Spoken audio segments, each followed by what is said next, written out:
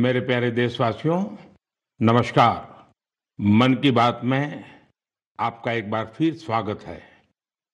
नवंबर का महीना बहुत सी प्रेरणाएं लेकर आया।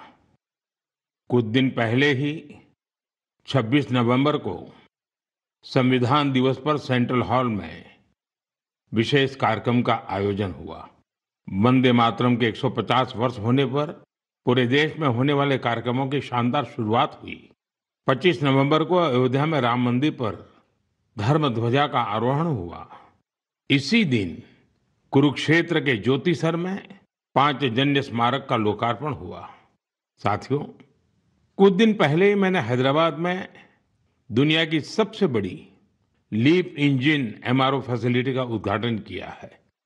एयरक्राफ्ट की मेंटेनेंस, रिपेयर एंड ओवरहॉल के सेक्टर में भारत ने ये बहुत बड़ा कदम उठाया है। पिछले हफ्ते मुंबई में एक कार्यक्रम के दौरान आईएनएस माहे को भारतीय नौसेना में शामिल किया गया। पिछले ही हफ्ते भारत के स्पेस इकोसिस्टम को स्काई रूट के इन्फिनिटी कैंपस ने नई उड़ान दी है। ये भारत की नई सोच, इनोवेशन और यूथ पावर का प्रतिबिंब बना है। साथियों, कृषि क्षेत्र में भी देश ने बड़ी उपलब्धि हासिल की। भारत ने 357 मिलियन टन के खाद्यान्न उत्पादन के साथ एक ऐतिहासिक रिकॉर्ड बनाया है। 357 मिलियन टन। 10 साल पहले की तुलना में भारत का खाद्यान्न उत्पादन 100 मिलियन टन और बढ़ गया है। खेलों की दुनिया में भी भारत का परचम लहराया है। कुछ दिन पहले ही भारत को कॉमनवेल्थ खेलों की मेजबानी का भी ऐलान हुआ। ये उपलब्धियां देश की है, देशवासियों की है और मन की बात देश के लोगों की ऐसी उपलब्धियों को, लोगों के सामूहिक प्रयासों को जन सामने लाने का एक बेहतरीन मंच है। साथियों, अगर मन में लगन हो, सामूहिक शक्ति पर, टीम की तरह काम करने पर विश्वास हो, गिरकर फिर से उठ खड़े होने का साहस हो, तो कठिन से कठिन काम में भी सफलता सुनिश्चित हो जाती है। आप उस दौर की कल्पना करिए जब सैटेलाइट नहीं थी, जीपीएस सिस्टम नहीं था, नेविगेशन की कोई सुविधाएं नहीं होती थी। तब भी हमारे नाविक बड़े बड़े जहाज लेकर समंदर में निकल जाते थे और तय स्थानों पर पहुंचते थे। अब समंदर से आगे बढ़कर दुनिया के देश अंतरिक्ष की अनंत ऊंचाई को नाप रहे हैं। चुनौती वहां भी वही है। न जीपीएस सिस्टम है, न संचार की वैसी व्यवस्थाएं हैं। फिर हम कैसे आगे बढ़ेंगे? साथियों, कुछ दिनों पहले सोशल मीडिया पर एक वीडियो ने मेरा ध्यान खींचा। ये वीडियो इसरो की एक अनोखी ड्रोन प्रतियोगिता का था। इस वीडियो में हमारे देश के युवा और खासकर हमारे जैन जी मंगल ग्रह जैसी परिस्थितियों में ड्रोन उड़ाने की कोशिश कर रहे थे। ड्रोन उड़ते थे, कुछ पल संतुलन में रहते थे, फिर अचानक जमीन पर गिर पड़ते थे। जानते हैं क्यों? क्योंकि यहां जो ड्रोन उड़ रहे थे उनमें जीपीएस का सपोर्ट बिल्कुल नहीं था। मंगल ग्रह पर जीपीएस संभव नहीं, इसलिए ड्रोन को कोई बाहरी संकेत या गाइडेंस नहीं मिल सकता। ड्रोन को अपने कैमरे और इन बिल्ड सॉफ्टवेयर के सहारे उड़ना था। उस छोटे से ड्रोन को जमीन के पैटर्न पहचानने थे, ऊंचाई मापनी थी, बाधाएं समझनी थी और खुद ही सुरक्षित उतरने का रास्ता ढूंढना था। इसलिए ड्रोन भी एक के बाद एक गिरे जा रहे थे। साथियों, इस प्रतियोगिता में पुणे के युवाओं की एक टीम ने कुछ हद तक सफलता पाई। उनका ड्रोन भी कई बार गिरा, क्रैश हुआ, पर उन्होंने हार नहीं मानी। कई बार के प्रयास के बाद इस टीम का ड्रोन मंगल ग्रह की परिस्थिति में कुछ देर उड़ने में कामयाब रहा। साथियों, ये वीडियो देखते हुए मेरे मन में एक और दृश्य उभर आया। वो दिन जब चंद्रयान 2 संपर्क से बाहर हो गया था। उस दिन पूरा देश और खासकर वैज्ञानिक कुछ पल के लिए निराश हुए थे।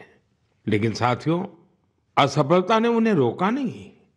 उसी दिन उन्होंने चंद्रयान-3 की सफलता की कहानी लिखनी शुरू कर दी। यही कारण है कि जब चंद्रयान-3 ने सफल लैंडिंग की, तो वो सिर्फ एक मिशन की सफलता नहीं थी, वो तो असफलता से निकलकर बनाए गए विश्वास की सफलता थी।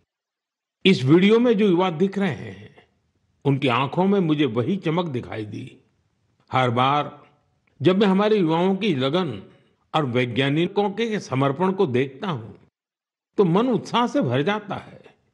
युवाओं की यही लगन विकसित भारत की बहुत बड़ी शक्ति है।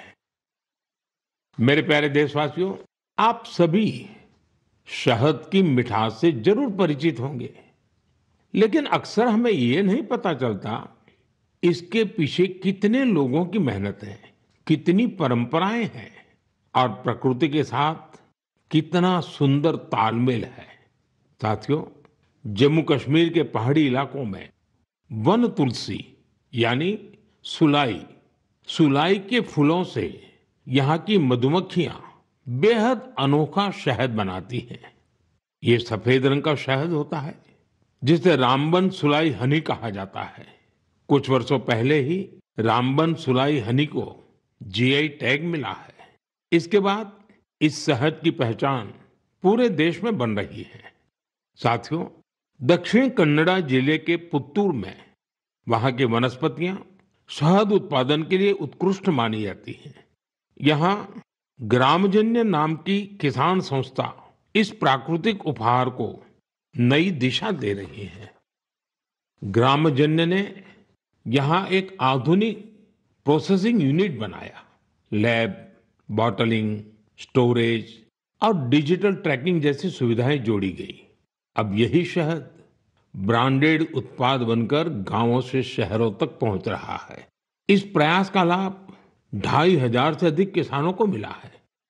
साथियों, कर्नाटका के ही तुमकुर जिले में शिवगंगा कालिंजिया नाम की संस्था का प्रयास भी बहुत सराहनीय है। इनके द्वारा यहाँ हर सदस्य को शुरुआत में 2 बी बॉक्सेस दिए जाते हैं। ऐसा करके इस संस्था ने अनेकों किसानों को अपने अभियान से जोड़ दिया है। अब इस संस्था से जुड़े किसान मिलकर शहद निकालते हैं, बेहतरीन पैकेजिंग करते हैं और स्थानीय बाजार तक पहुंचाते हैं। इससे उन्हें लाखों की कमाई भी हो रही है। ऐसा ही एक उदाहरण नागालैंड के क्लिफ हनी हंटिंग का है। नागालैंड के चोकलांगन गांव में खियामनी यांगन जनजाति सदियों से शहद निकालने का काम करती आई है। यहाँ मधुमक्खियों पेड़ों पर नहीं, बल्कि ऊंची चट्टानों पर अपने घर बनाती हैं। इसलिए शहद निकालने का काम भी बहुत जोखिम भरा होता है। इसलिए यहाँ के लोग मधुमक्खियों से पहले सौम्यता से बात करते हैं, उनसे अनुमति लेते हैं, उन्हें बताते हैं कि आज वे शहद लेने आए हैं। इसके बाद शहद निकालते हैं। साथियों, आज भारत हनी प्रोडक्शन में नए रिकॉर्ड बना रहा है। 11 साल पहले देश में हनी का उत्पादन 76,000 मैट्रिक टन था। अब ये बढ़कर 1.5 लाख मैट्रिक टन से भी ज्यादा हो गया है। बीते कुछ वर्षों में शहद का एक्सपोर्ट भी 3 गुना से ज्यादा बढ़ गया है। हनी मिशन कार्यक्रम के तहत खादी ग्रामोद्योग ने भी 2.25 लाख से ज्यादा बी बॉक्सेस लोगों में बांटे हैं। इससे हजारों लोगों को रोजगार के नए अवसर मिले हैं। यानी देश के अलग अलग कोनों में शहद की मिठास भी बढ़ रही है और ये मिठास किसानों की आय भी बढ़ा रही है। मेरे प्यारे देशवासियों, हरियाणा के कुरुक्षेत्र में महाभारत का युद्ध हुआ था, ये हम सभी जानते हैं। लेकिन युद्ध के इस अनुभव को अब आप वहां महाभारत अनुभव केंद्र में भी साक्षात महसूस कर सकते हैं। इस अनुभव केंद्र में महाभारत की गाथा को 3D light and sound show और डिजिटल टेक्निक से दिखाया जा रहा है। 25 नवंबर को जब मैं कुरुक्षेत्र गया था तो इस अनुभव केंद्र के अनुभव ने मुझे आनंद से भर दिया था। साथियों, कुरुक्षेत्र में ब्रह्म सरोवर पर आयोजित अंतर्राष्ट्रीय गीता महोत्सव में शामिल होना भी मेरे लिए बहुत विशेष रहा। मैं ये देखकर बहुत प्रभावित हुआ कि कैसे दुनिया भर के लोग दिव्य ग्रंथ गीता से प्रेरित हो रहे हैं। इस महोत्सव में यूरोप और सेंट्रल एशिया सहित विश्व के कई देशों के लोगों की भागीदारी रही। इस महीने की शुरुआत में सऊदी अरब में पहली बार किसी सार्वजनिक मंच पर गीता की प्रस्तुति की गई है। यूरोप के लातविया में भी एक यादगार गीता महोत्सव आयोजित किया गया। इस महोत्सव में लातविया, एस्टोनिया, लिथुआनिया और अल्जीरिया के कलाकारों ने बढ़ चढ़ करके हिस्सा लिया। साथियों, भारत की महान संस्कृति में शांति और करुणा का भाव सर्वोपरि रहा है। आप दूसरे विश्व युद्ध की कल्पना कीजिए, जब चारों ओर विनाश का भयावह माहौल बना हुआ था। ऐसे मुश्किल समय में गुजरात के नवानगर के जाम साहब महाराजा दिग्विजय सिंह जी ने जो महान कार्य किया, वो आज भी हमें प्रेरणा देता है। उस समय जाम साहब किसी सामरिक गठबंधन या युद्ध की रणनीति को लेकर नहीं सोच रहे थे, बल्कि उनकी चिंता ये थी कि कैसे विश्व युद्ध के बीच पोलिश यहूदी बच्चों की रक्षा होगी। उन्होंने गुजरात में तब हजारों बच्चों को शरण देकर उन्हें नया जीवन दिया, जो आज भी एक मिसाल है। कुछ दिन पहले दक्षिणी इजराइल के मोशाव नेवातिम में जाम साहब की प्रतिमा का अनावरण किया गया। यह बहुत ही विशेष सम्मान था। पिछले वर्ष पोलैंड के वार्सो में मुझे जाम साहब के स्मारक पर श्रद्धा सुमन अर्पित करने का सौभाग्य मिला था। मेरे लिए वो क्षण अविस्मरणीय रहेगा। मेरे प्यारे देशवासियों, कुछ दिनों पहले मैं नेचुरल फार्मिंग के एक विशाल सम्मेलन में हिस्सा लेने कोयम्बटूर गया था। दक्षिण भारत में नेचुरल फार्मिंग को लेकर हो रहे प्रयासों को देखकर मैं बहुत प्रभावित हुआ। कितने ही युवा हाईली क्वालिफाइड प्रोफेशनल अब नेचुरल फार्मिंग फील्ड को अपना रहे हैं। मैंने वहां किसानों से बात की, उनसे अनुभव जाने। नेचुरल फार्मिंग भारत की प्राचीन परंपराओं का हिस्सा रही है और हम सभी का कर्तव्य है कि धरती माँ की रक्षा के लिए इसे निरंतर बढ़ावा दें। साथियों, विश्व की सबसे पुरानी भाषा और विश्व के सबसे प्राचीन शहरों में से एक शहर, इन दोनों का संगम हमेशा अद्भुत होता है। मैं बात कर रहा हूं काशी तमिल संगमम की। 2 दिसंबर से काशी के नमो घाट पर चौथा काशी तमिल संगमम शुरू हो रहा है। इस बार के काशी तमिल संगमम की थीम बहुत ही रोचक है। लर्न तमिल, तमिल कर कलम। काशी तमिल संगमम उन सभी लोगों के लिए एक महत्वपूर्ण मंच बन गया है जिन्हें तमिल भाषा से लगाव है। काशी के लोगों से जब भी बात होती है तो वो हमेशा बताते हैं कि काशी तमिल संगमम का हिस्सा बनना उन्हें बहुत अच्छा लगता है। यहाँ उन्हें कुछ नया सीखने और नए नए लोगों से मिलने का अवसर मिलता है। इस बार भी काशीवासी पूरे जोश और उत्साह के साथ तमिलनाडु से आने वाले अपने भाई बहनों का स्वागत करने के लिए बहुत उत्सुक हैं। मेरा आप सभी से आग्रह है कि आप काशी तमिल संगमम का हिस्सा जरूर बने। इसके साथ ही ऐसे और भी मंचों के बारे में सोचें जिनसे एक भारत श्रेष्ठ भारत की भावना मजबूत हो। यहाँ मैं एक बार फिर कहना चाहूंगा, तमिल कलाचारम उयर्वानद, तमिल मोली उयर्वानद, तमिल इंडियाविन पेरुमिदम। मेरे प्यारे देशवासियों, जब भारत के सुरक्षा तंत्र को मजबूती मिलती है तो हर भारतीय को गर्व होता है। पिछले हफ्ते मुंबई में आईएनएस माहे को भारतीय नौसेना में शामिल किया गया। कुछ लोगों के बीच इसके स्वदेशी डिजाइन को लेकर खूब चर्चा रही। वहीं पुडुचेरी और मालाबार कोस्ट के लोग इसके नाम से ही खुश हो गए। दरअसल इसका माहे नाम उस स्थान माहे के नाम पर रखा गया है जिसकी एक समृद्ध ऐतिहासिक विरासत रही है। केरला और तमिलनाडु के कई लोगों ने इस बात पर गौर किया कि इस युद्धपोत का क्रेस्ट, उरुमी और कलारियापट्टू की पारंपरिक लचीली तलवार की तरह दिखाई पड़ता है। ये हम सबके लिए गर्व की बात है कि हमारी नौसेना बहुत ही तेजी से आत्मनिर्भरता की ओर कदम बढ़ा रही है। 4 दिसंबर को हम नौसेना दिवस भी मनाने जा रहे हैं। ये अवसर हमारे सैनिकों के अदम्य साहस और पराक्रम को सम्मान देने का एक खास दिन है। साथियों, जो लोग नेवी से जुड़े टूरिज्म में रुचि रखते हैं, उनके लिए हमारे देश में बहुत सी जगह हैं जहां जाकर उन्हें बहुत कुछ सीखने को मिलेगा। देश के पश्चिमी तट पर गुजरात के सोमनाथ के पास एक जिला है दीव। दीव में आईएनएस खुखरी को समर्पित खुखरी मेमोरियल एंड म्यूजियम है।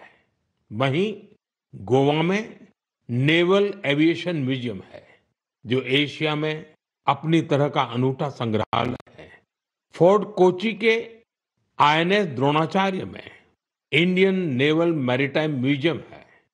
यहाँ हमारे देश की मैरीटाइम हिस्ट्री और इंडियन नेवी के इवोल्यूशन को देखा जा सकता है। श्री विजयपुरम, जिसे पहले पोर्ट ब्लेयर कहा जाता था, वहां समुद्री का नेवल मरीन म्यूजियम उस क्षेत्र के समृद्ध इतिहास को सामने लाने के लिए जाना जाता है। कारवार के रविंद्रनाथ टैगोर बीच पर वॉरशिप म्यूजियम में मिसाइलों और हथियारों की रिप्लिका रखी गई है। विशाखापट्टनम में भी एक सबमरीन, हेलीकॉप्टर और एयरक्राफ्ट म्यूजियम है जो इंडियन नेवी से जुड़ा है। मैं आप सभी से, विशेषकर मिलिट्री हिस्ट्री में रुचि रखने वाले लोगों से आग्रह करता हूं कि आप इन म्यूजियम्स को देखने जरूर जाएं। मेरे प्यारे देशवासियों, सर्दियां आ गई हैं और साथ ही सर्दियों से जुड़े टूरिज्म का भी समय आ गया है।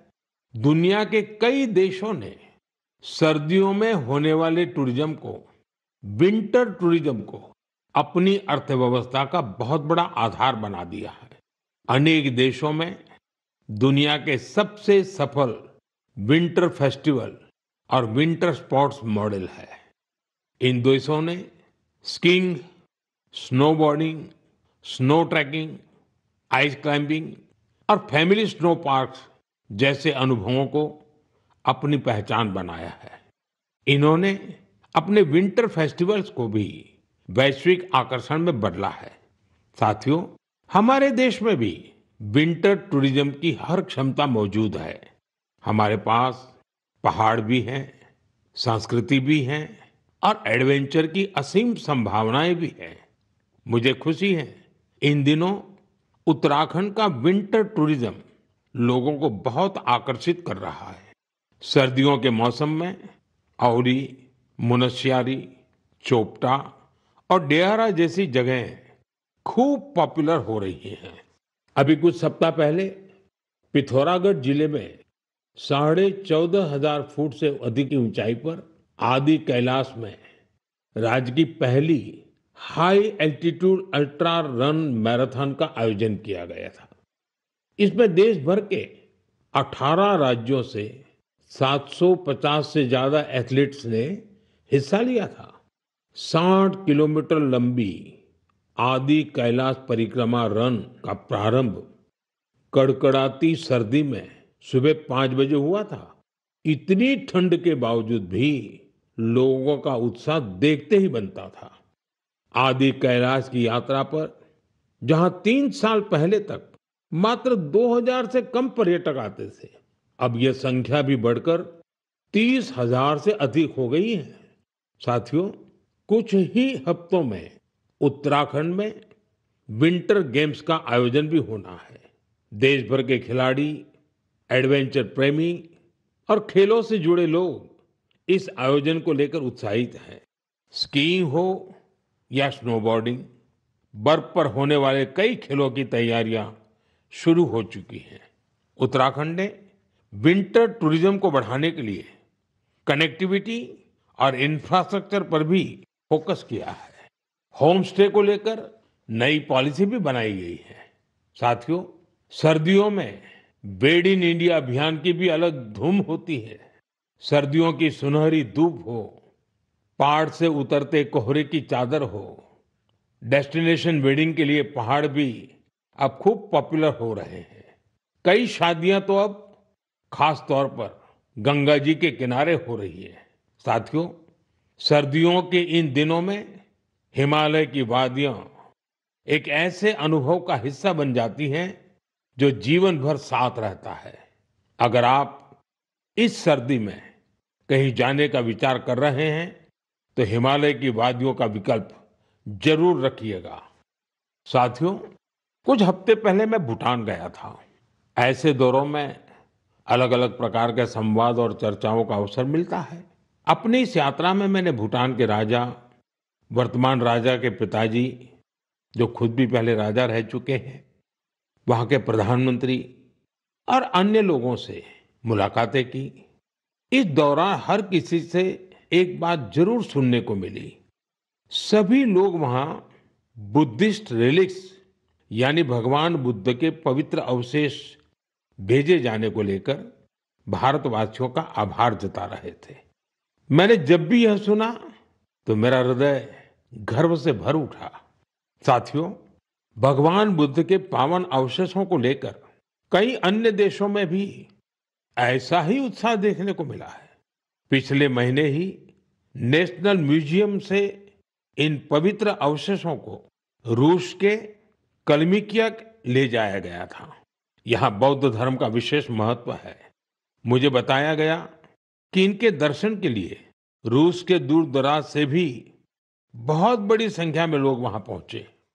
इन पवित्र अवशेषों को मंगोलिया, वियतनाम और थाईलैंड भी ले जाया जा चुका है।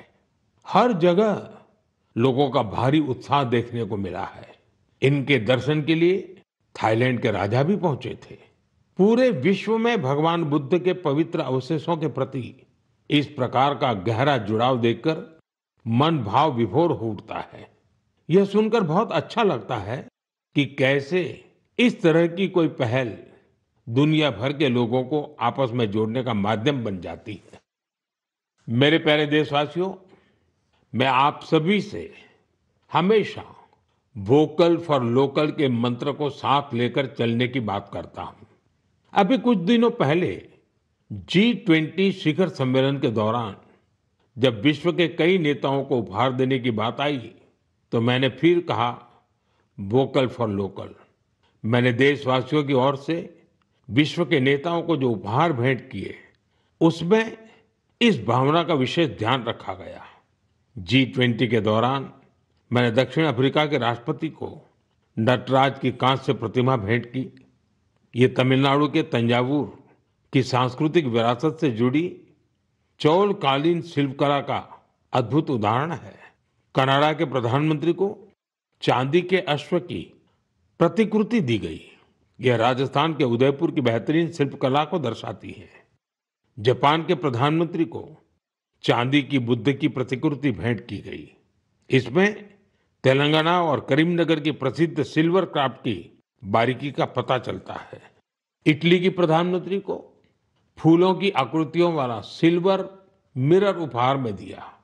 ये भी करीमनगर की ही पारंपरिक धातु शिल्पकला को प्रदर्शित करता है।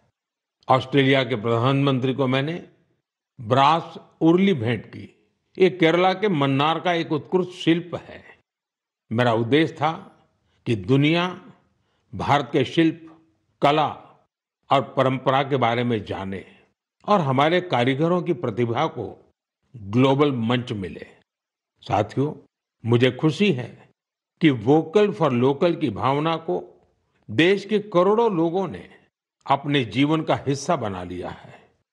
इस साल जब आप त्योहारों की खरीदारी के लिए बाजार में गए होंगे तो एक बात आप सभी ने महसूस की होगी, लोगों की पसंद और घरों में आने वाले सामानों में एक साफ संकेत दिखाई दे रहा था कि देश स्वदेशी की ओर लौट रहा है।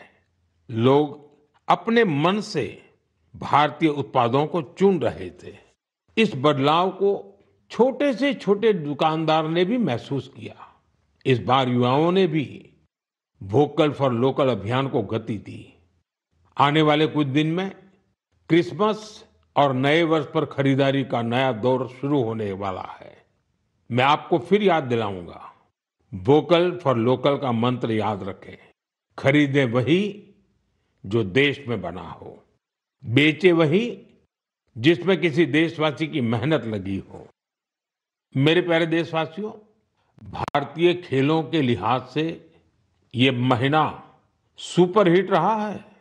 इस महीने की शुरुआत भारतीय महिला टीम द्वारा आईसीसी महिला विश्व कप जीतने से शुरू हुई, लेकिन उसके बाद भी मैदान पर और ज्यादा एक्शन देखने को मिला है।